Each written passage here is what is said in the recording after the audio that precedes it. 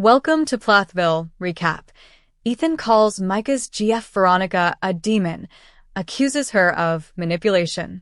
Ethan Plath hit his breaking point with Micah Plath's girlfriend, Veronica Peters, during the latest episode of Welcome to Plathville, and he wasn't alone. Well, Veronica's here with Micah, unfortunately. Ethan told his girlfriend, Tegan Nichols, during the Tuesday, September 9th, episode of the TLC series after Veronica arrived at his sister Lydia Plath's wedding rehearsal. Ethan quipped, "She's become quite a little demon," describing Micah's long-term partner. "I'm just going to kill her with kindness," Tegan responded, trying to calm down a frustrated Ethan. He didn't take the bait, replying, "I think you can kill her with kindness. That's why you're my girlfriend, because you're the half of me that I don't have." Ethan's anger toward Veronica came after her negative remarks about Tegan earlier in the season. Veronica claimed that she heard Tegan had an OnlyFans account, a members-only subscription site that primarily features adult content. Veronica also claimed she caught her boyfriend, Micah, looking at naked photos of Tegan, which he denied. Tegan, meanwhile, said she doesn't have an OnlyFans account and teased that it was a compliment, that Veronica thought she could have a sexy profile. Ethan, however, didn't like how Veronica was treating Tegan and was defensive of both her and Micah. Veronica told Micah she never wanted him to see Tegan again because she didn't trust him around her. As the episode went on, Ethan grew more annoyed by Veronica's actions after she chose to avoid him and Tegan and, instead, spent time with his youngest sisters. First thing she does is just shower the little girls with love and hug them and say, "Hi." "And that just reeks of manipulation to me," Ethan said of Veronica. "It's like, of course you'd go after the little girls and not say anything to anyone else. My mom, my dad, any of us siblings or their partners." He wondered, why did you even come if this is all you're going to do? Literally, it makes no sense. "I'm pissed." Ethan was so frustrated by Veronica's actions that he vented to his mom, Kim Plath, while setting up for Lydia's wedding. "She doesn't say anything to me or Tegan.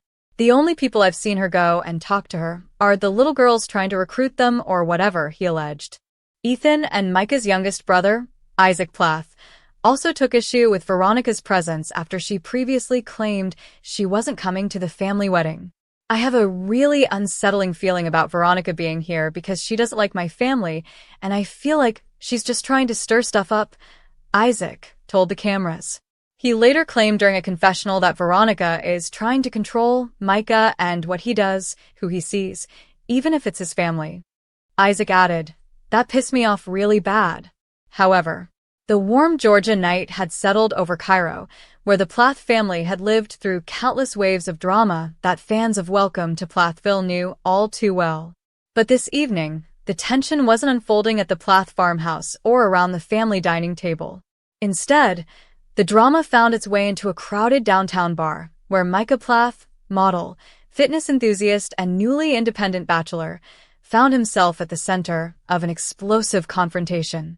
Micah had been spending time with Veronica Rodriguez, known to 90 Day Fiancé fans as the ex-girlfriend of Tim Malcolm, and more recently, someone who'd been seen hanging out with different TLC personalities.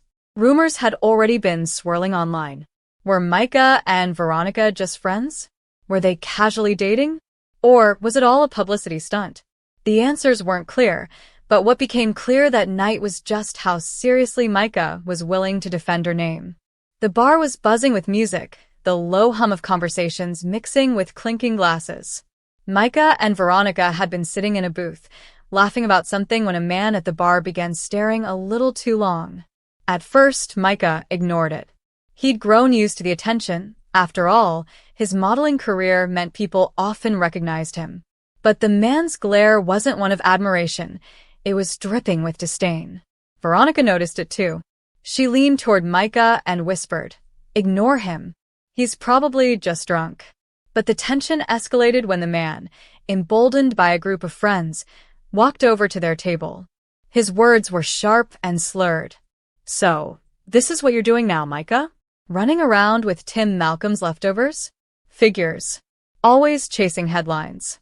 The booth went silent. Veronica's face froze in shock. Micah clenched his jaw, the muscles in his face tightening as he rose slowly to his feet. He wasn't one to start fights. Fans knew him more for his easygoing charm and broad smile, but that insult cut deep, not just at him, but at Veronica. "Say that again," Micah said, his voice low but firm. The man smirked. "You heard me. Veronica's nothing but drama. And you're nothing but a wannabe reality star writing your family's name." Before anyone could intervene, Micah shoved the man back, sending him stumbling into a chair. The bar erupted into chaos. People pulled out their phones, recording as the scene unfolded. Veronica shouted, "Micah, stop!" But by then, the man had swung back, landing a punch to Micah's shoulder. The fight escalated quickly. Chairs toppled, glasses shattered, and in the middle of it all was Micah, defending Veronica's honor in a way that shocked everyone present. He wasn't wild or reckless.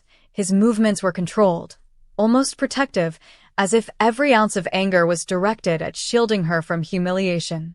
Security rushed in within moments, breaking up the scuffle. Micah's lip was bleeding, and his shirt was torn, but his eyes were still locked on the man who had started it all. "Don't you ever talk about her like that again," he spat, his voice carrying across the room. The aftermath was messy. Police were called, statements were taken, and eventually both men were escorted outside. Micah wasn't arrested, but it was clear the story wouldn't end there. Cameras had caught everything, and within hours, social media was flooded with clips. Micah Plath caught in bar fight, claims it was over Veronica Rodriguez. Welcome to Plathville, star throws punches in defense of rumored girlfriend. TLC worlds collide. Plathville meets 90-day fiancé drama. Back at Veronica's place later that night, she sat on the couch with Micah, a bag of ice pressed against his swollen lip. "You didn't have to do that," she said softly, though her voice carried a mix of gratitude and worry. "Yes, I did," Micah replied. "I'm not going to sit back and let someone disrespect you like that. I don't care what people say online, but I won't let them say it to your face." Veronica looked at him for a long moment. She wasn't used to people defending her like that.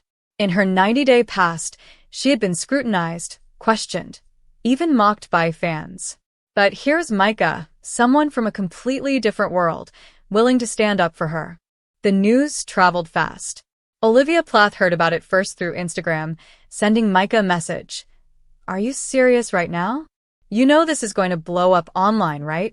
Ethan, on the other hand, simply texted, "You good, bro?" Even Kim and Barry, who had grown distant from their older kids, couldn't escape the headlines. Micah got into a fight? Barry muttered, shaking his head. Kim's reaction was sharper. "This is exactly what happens when they leave the values we raise them with." But Micah didn't care about the family drama. Sitting with Veronica that night, he felt something he hadn't in a long time: clarity.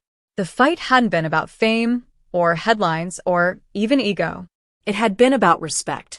"I don't know what this is between us," Micah admitted, glancing at Veronica. "But I do know one thing. I'll always have your back." For Veronica, those words carried more weight than any reality show storyline ever could. And for Micah, the fight that night became more than just a tabloid scandal. It was the beginning of a deeper connection, one that fans would debate and speculate about for months to come. As the clip continued to trend online, fans argued in comment sections. Micah was wrong. He shouldn't fight in public. Honestly, he's a gentleman. He defended her, and that says a lot. Micah and Veronica never saw that coming. But behind the noise of social media, in the quiet of Veronica's apartment, Micah finally exhaled, the chaos of the evening fading into something softer, more real. For once, it wasn't about cameras, it wasn't about family rules, and it wasn't about proving himself. It was simply about standing up for someone he cared about, even if the whole world was watching. However, the soft evening sun bathed the quiet fields of Cairo, Georgia, in golden light. The Plath family's farm, usually alive with chores and the sound of children playing, had been transformed into a breathtaking wedding venue. Strings of delicate fairy lights stretched from tree to tree, and mason jars filled with wildflowers decorated every table. The family, known for their strict values and complicated relationships, was preparing for a moment that would either bring them closer or pull them further apart. It was Micah and Lydia who had secretly planned something special for this wedding. Lydia, the quiet, reserved daughter, had always been the one to pour her emotions into music. She had written a song years earlier, one that captured her hopes, her faith, and her longing for unity in her fractured family.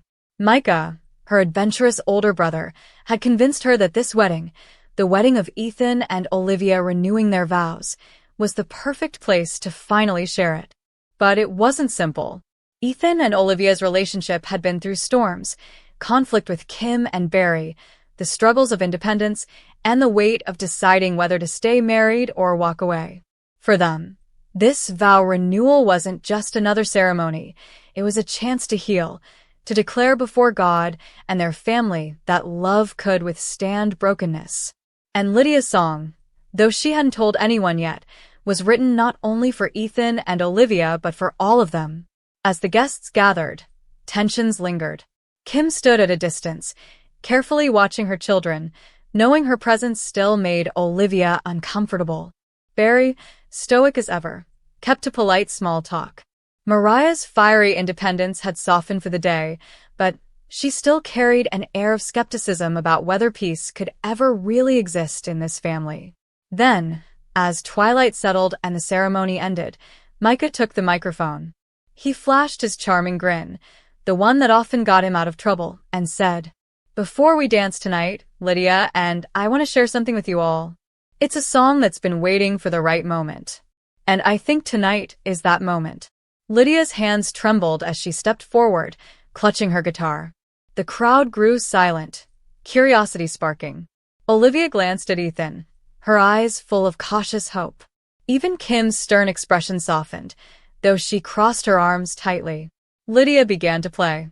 The first few chords were gentle, almost hesitant, but soon her voice, soft, pure, and full of raw emotion, rose into the night. The lyrics spoke of love that endured through misunderstandings, of forgiveness stronger than pride, of family ties that might stretch but not fully break. It was about finding light in the shadows, about choosing grace when anger was easier. Micah joined in with harmony, his deeper voice grounding hers. For a moment, it seemed as though time itself stopped.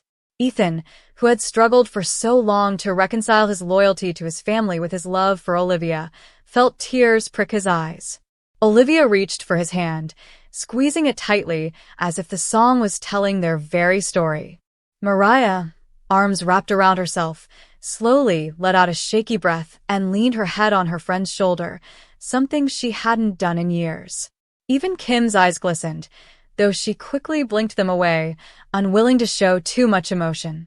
By the second verse, whispers of tears were audible throughout the crowd. Lydia sang as if every note was a prayer. Her voice cracked once, and Micah steadied her with his harmony, refusing to let her falter. Together, their voices blended like a reminder that siblings, no matter how different, could create something beautiful when united. As the final chorus swelled, fairy lights flickered in the trees, almost as though nature itself was listening. The song ended not with a dramatic high note, but with a gentle hush, a lingering echo that settled over everyone present. Silence. Then applause. Not the loud, boisterous kind, but something deeper, more reverent. People stood, some wiping their eyes, others embracing each other. Ethan pulled Lydia into a hug, whispering, "That was the most beautiful gift you could have given us." Olivia nodded, tears streaming freely. "You said everything I couldn't put into words." Even Kim, standing slightly apart, approached slowly.